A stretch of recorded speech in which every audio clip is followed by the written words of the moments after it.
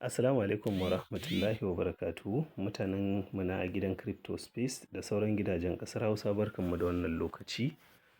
A wannan bidiyo muna so mu nuna yadda ake staking na MiPass ne. To kaga yanzu nan gashi nan kana da mai 25% ga kuma kana da mai flexible shi kuma 12.5%.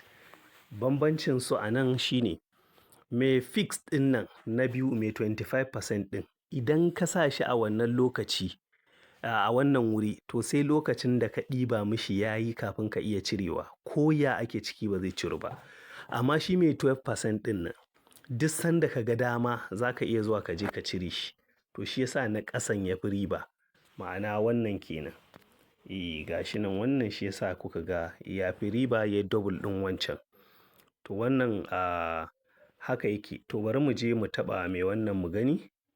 Mu jarraba staking ɗin. Ina ƙoƙarin taɓa mai 25% ɗin.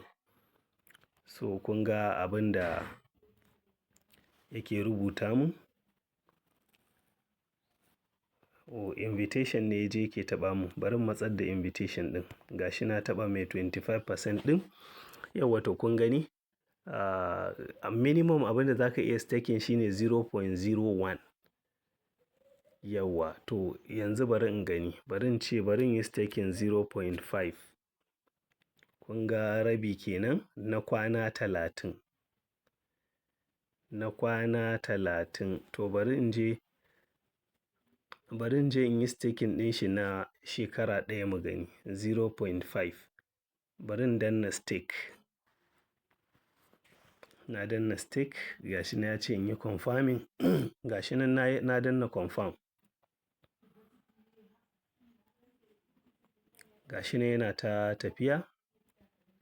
Duba da network ɗina na da ɗan yana da rashin ƙarfi. To gashi nan yana ta tafiya.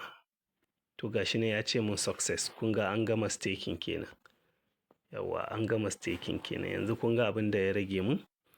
Gashi nan fixed pledge sai bayan shekara ɗaya kenan.